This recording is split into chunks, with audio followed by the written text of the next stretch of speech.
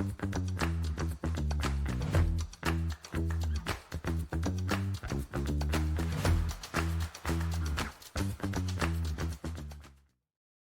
everyone. Welcome to the Aesthetic AF podcast. Today we are here with Braidee Ireland.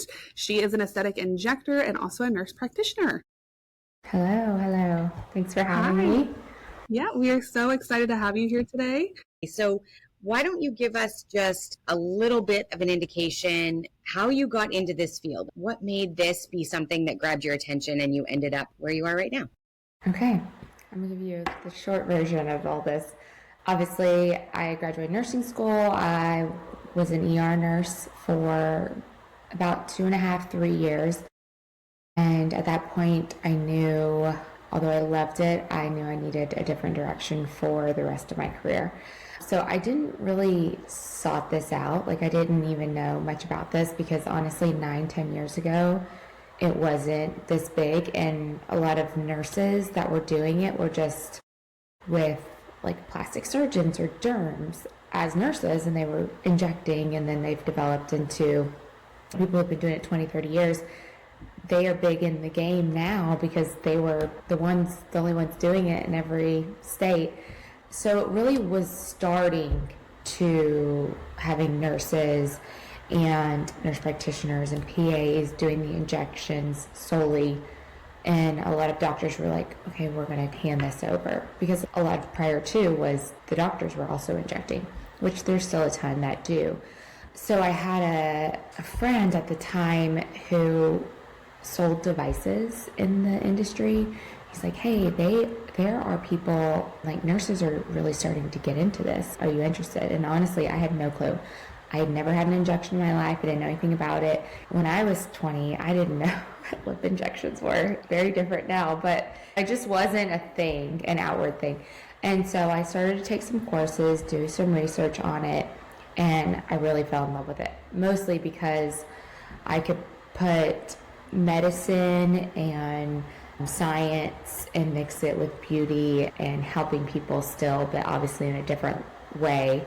I decided, I was like, wow, this is something I really feel like I could grow in. And at the time, I didn't know the potential of what the industry was at all.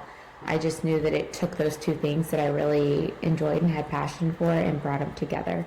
So I started a part-time. I just would do it 1 or 2 days a week to grow and build a clientele and learn. And it's about 2.5 years in. I was doing both the ER and injecting, and I stepped away from the ER, and I was able to, again, 2.5 years it took to build a clientele that was steady enough for me to be a full-time injector at that time. And except from the start into 2.5 years, I became a completely different injector because, again, there's so much to learn constantly. But that's how I landed to where I am now. Wow, I love that. Making that leap from working full-time somewhere else and then supplementing, what was the final thing that you're like, okay, I'm ready for this, I'm just going to dive in? Was there a specific thing, or what was that process? Probably one, exhaustion. Because thankfully at the time I didn't have kids, I wasn't married, so life was very different and almost easier to just be a go-getter in all aspects because I didn't have to think about anybody else but myself. But I think the more and more of clients I build, right, I was only able to give so many days, and then I realized, oh wow, I could be here 3-4 days and be totally fine. This could be my full-time job, and I want to keep growing, but I feel like, because I worked nights as well at the other job at the ER, so I really was being held back just by being exhausted. I couldn't be in all these places at one time. I couldn't continue to grow and be at conferences and learning education and all these trainings and things like that and see more clients in the office because I had to sleep at some point during the day after working nights. So I just realized it was time. And again, it was scary, but especially because at that time my security blanket was the hospital, my hospital job. And I took that jump and everything was completely fine. So I'm very glad I did. Yeah, I can see that. And I think there's a lot of people probably listening that have a similar trajectory, right? Where they started we're in a hospital or in a surgery center, those sorts of things, and then realizing the lifestyle can be different, right? Because now you're not working nights, you're not working really crazy long hours, you're working creating a reasonable life balance, right, between work and just being a person out in the world. And I think sometimes nursing doesn't allow that when you're in the hospital. There's just so many more shifts and things like that that you are most likely doing, especially in the early days of your career as a nurse as well.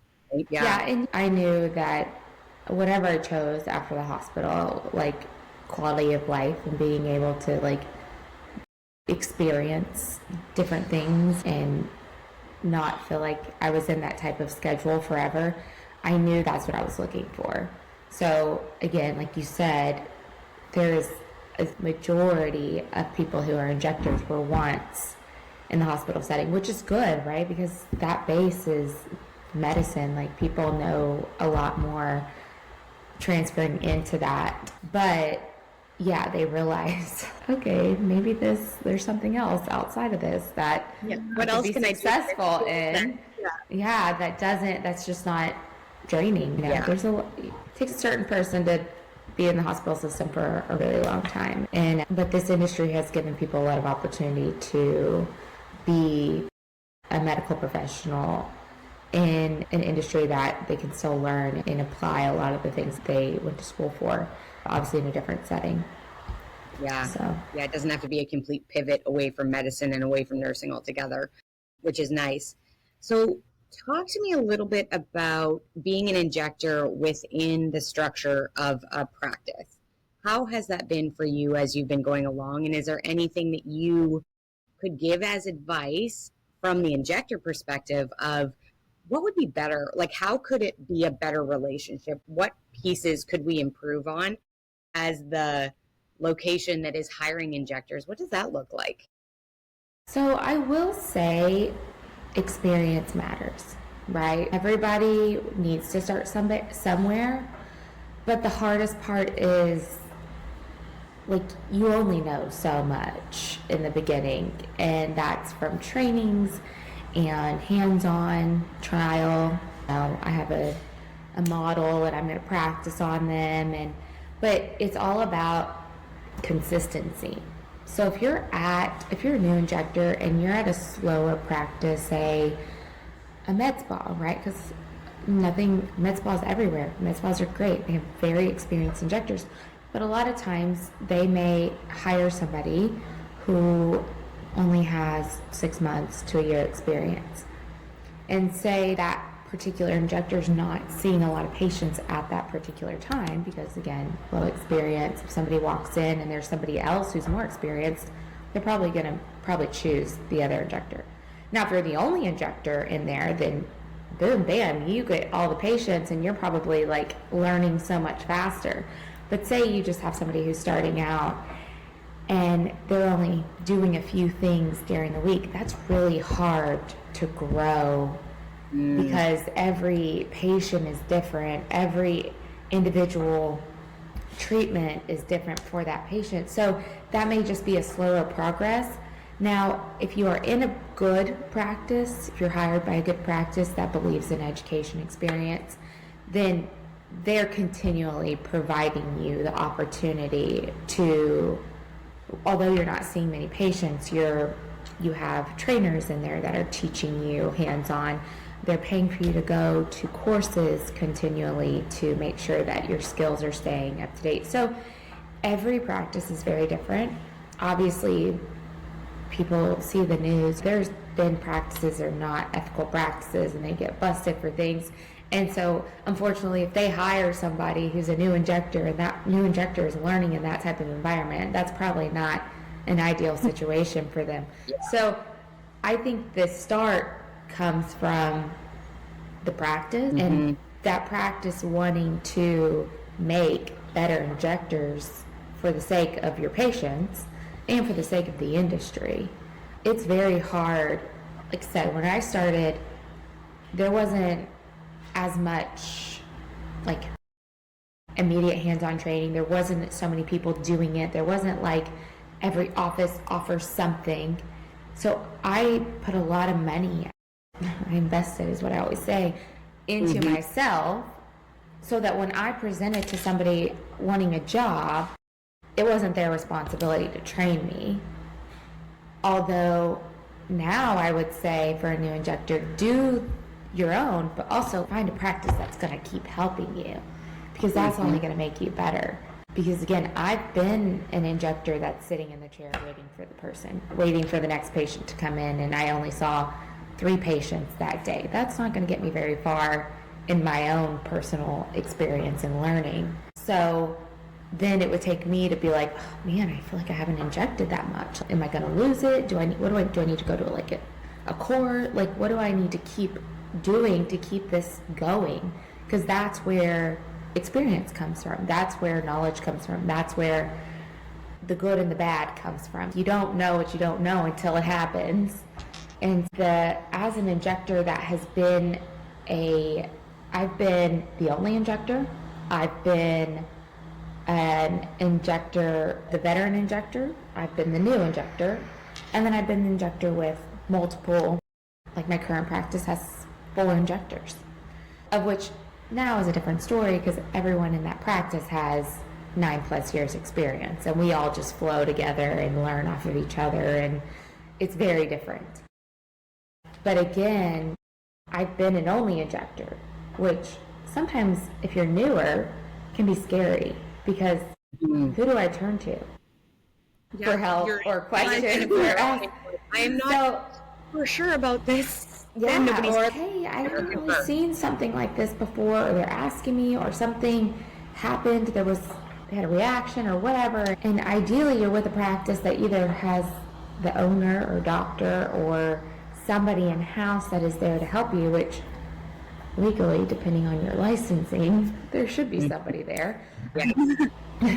Different, another story. But it can be scary as a new injector in those settings, and it's, oh, I have a job, I get to inject, but you don't think about all those other things. No. When you're just like, I'm going to see patients, and I'm going to inject, and this is my job now. And I'm like, ooh, there's a lot more to it other than that. And you can get yourself in a really funky situation if you aren't aware of those things prior to taking the job. Do you have the support system? Do you have somebody who's going to continue to help you learn and grow? Do you even want to take the job if there's not somebody there that's maybe more experienced that you can learn from? So those are things that, like, I think as an injector coming into a practice you have to think about, but also as a practice, like, you should set those boundaries for the success of the injector. Yeah. And I love that answer because it really talks about here's what the injector should be thinking. But then on the MedSpa side, really looking at, okay, we're not the busiest MedSpa. Maybe I should hire someone with more experience because I'm not going to be able to develop them properly, or I'm going to have to invest a whole lot more in more of their own education, more of their own courses. So I think from a MedSpa perspective, looking at, the more inexperienced injector might feel less expensive, but you still have to invest a whole lot of money into that person if you want them to be successful and help your own practice grow. Yeah. It is a good thing. I like the idea of, for a new injector, thinking about where do I want to work, or I'm thinking about changing locations, how to assess the situation, right? And put themselves in the best position for long-term growth and development and just comfort in their job, right? Nobody wants to be in a position where they feel just unsure. That's a rough place when you're supposed to be the knowledge person. Yeah. And if you're just not sure, that's really hard, and with nobody to turn to. I like that as a quick check of, like, where are you going and what are they offering you that is beyond whatever it looks like on the financial side, but how are they helping you develop into your career? That's really good advice. I like that a lot. And then that kind of segues into our next question, which is, what is the hardest lesson that you've learned throughout your career, and how did that shape you, or did it end up being a win in some way? I think a lot of medical professionals, they go to school, they work in environments, I was an ER nurse. I could take care of people, I could save lives, I could spit out medications, I could do this, I could do that, I could answer your questions. And there's this like pride and ego that develops in those types of things. And again, you could do a doctor, you could do a physician's assistant, you could do a nurse practitioner, you could do a nurse. Like schooling, like what you can do in any industry, honestly, what you know and what you've learned provides a level of, I know this, I can do this. This level of pride that you're just like in confidence. We want people who are confident, right?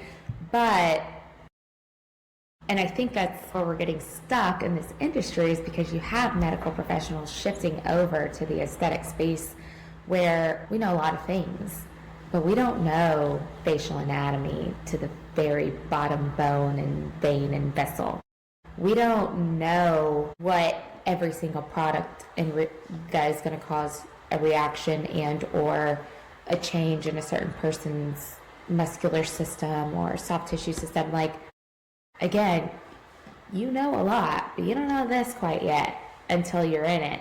And so just because I can spit off every product in the industry doesn't mean that I know every single thing that it's doing once it's in our face.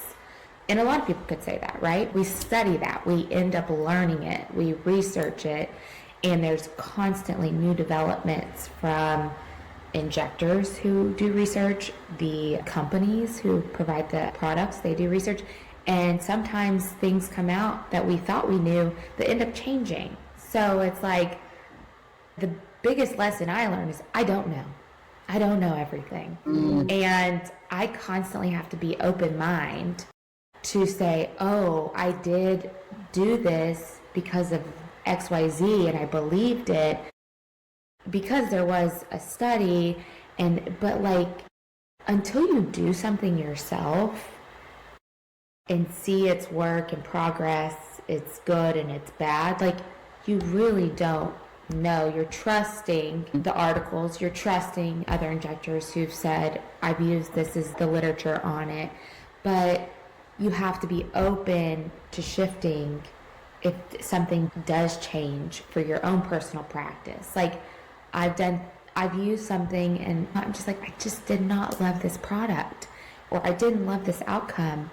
And like, oh, you're just using it wrong, that's all. And I'm like, I've got the same training you did, and I read the same literature you did, but it's not, everything's for everybody based off of maybe a certain clientele or a certain demographic or whatever the case may be.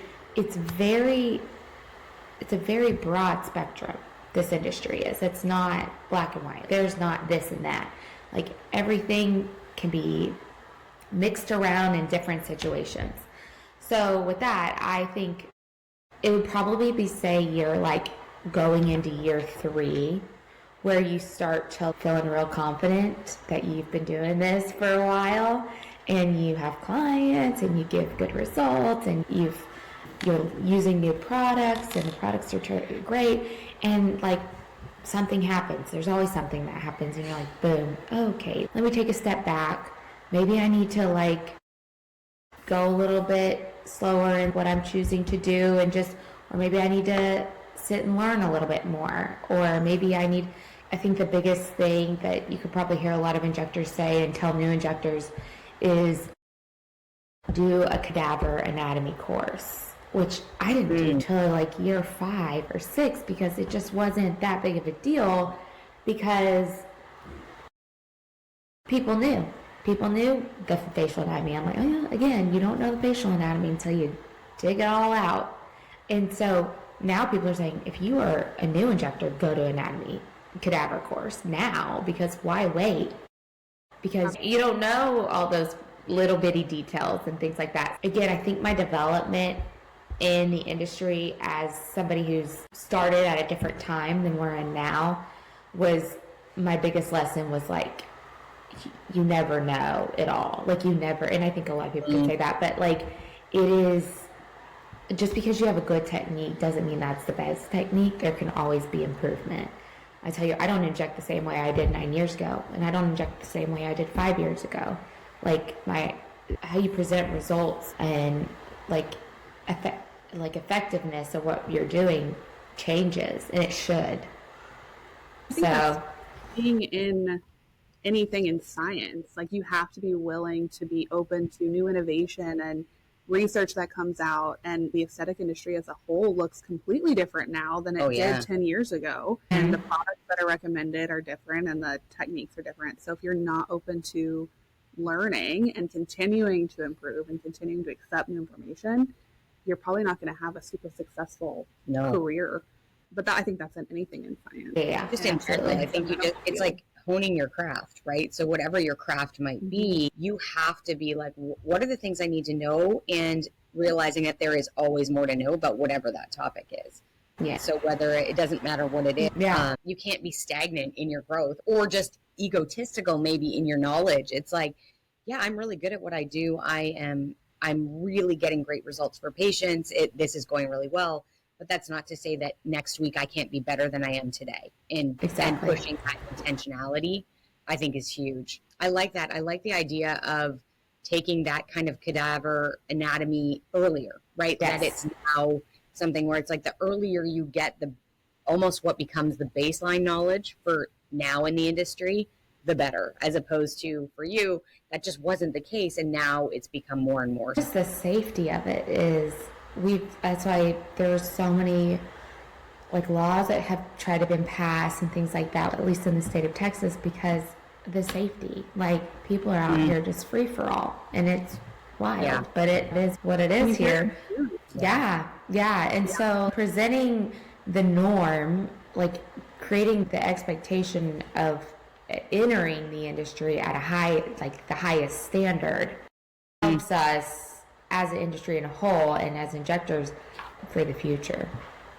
Yeah, that's so critical. Yeah, that kind of sparked a question for me, and I don't know if this will be in the podcast because I don't know if it's a controversial question or not.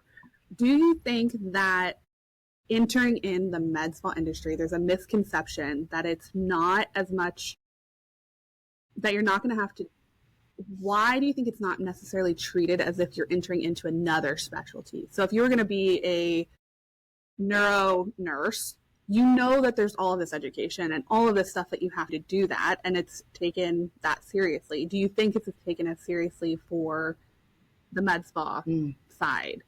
And it should be. It should.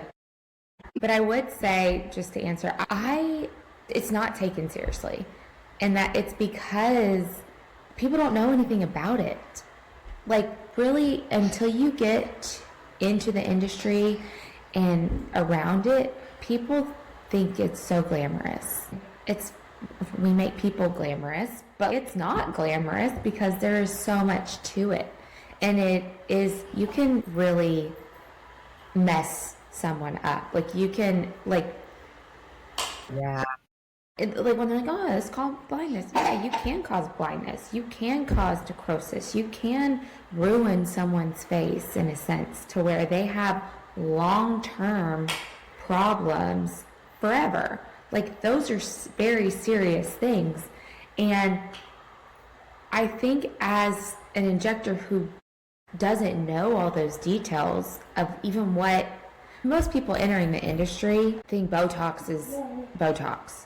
They don't know Botox is a brand, and there's 6 other brands. Like, they don't know anything. And so I think the industry now is doing a really good job of voicing and presenting this career. It's a career. Like you said, like, shifting into this specialty. I think the industry is doing a really good job of presenting it as much more than it has been in the past, because of all the people who are on social media being like, I got this and I did this and it caused all these problems. And people are like, oh, like, that's pretty serious.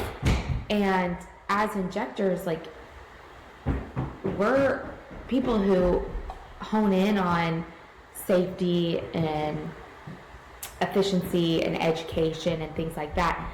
I think in the social media world are trying to show a reel or a TikTok or something like that's funny, but it's serious, saying, hey, like, these are serious things. You should have an injector who is educated and knows what what lies with all the issues that can happen. I just think it's been labeled so fun for so long. It's just fun to be an injector, right? Like, we just inject lips and Botox and all these things. Well, and it's like it becomes like part of the discussion around like it's beauty related, and so therefore somehow it's not taken with the level of seriousness that orthopedic surgery and fixing your knee like for some reason it's like there's still medical procedures that are causing change in your anatomy, and they are having an impact. Taking it with that same level of seriousness, you're not going to just go to the cheap ortho surgeon that's down there and he has a little shingle out there in a shed. And be, or, I'm not doing this. He's not doing my surgical consultation in my neighborhood at a knee surgery party. Like, we're not doing that, but having the industry really lean into that. This is a medical profession. This is a medical thing that you're choosing to do.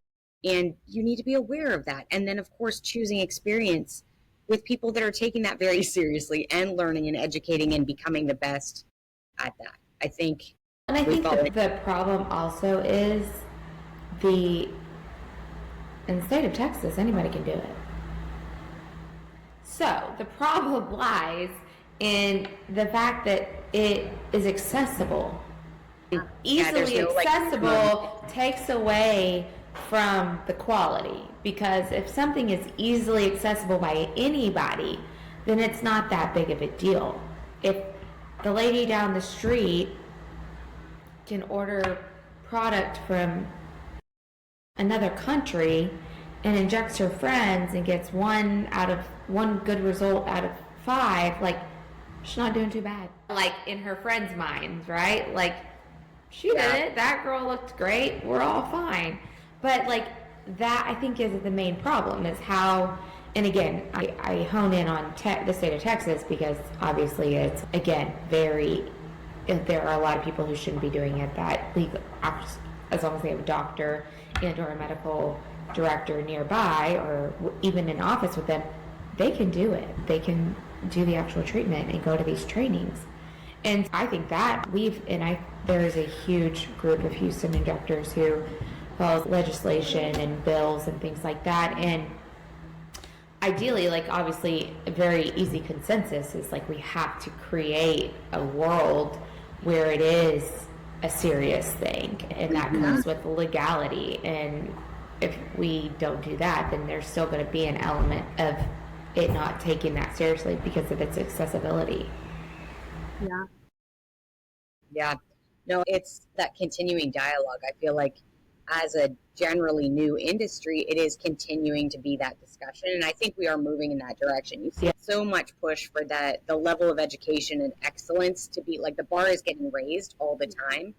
And from the legal standpoint, it's there. People are talking about it. It's existing and it's working its way out. And so hopefully we'll continue to see those shifts moving in that direction, continuing up that. Yeah. The expectation being higher for everybody. Yes, just setting the highest expectation. Yeah. This has been such a great conversation. Yeah. Thank you so much for joining us. How can people find you? What's your social media? Where are you? Yeah. I'm at Skin Lab by Dr. Roth. We're in the River Oaks area. And my Instagram is Injections by Braidee. And there's a couple dots in there, but if you type it in, it pops up. And we'll put it in the show notes. Yeah. And so I'm not in office every day. I got a little one, so I do stay with her a couple days a week, but always available to get new patients in, and then obviously see my returners. So. Awesome. Yeah. Thank you so much for joining us. Yeah, thanks for having me. Always love conversations about this. I'm glad to join.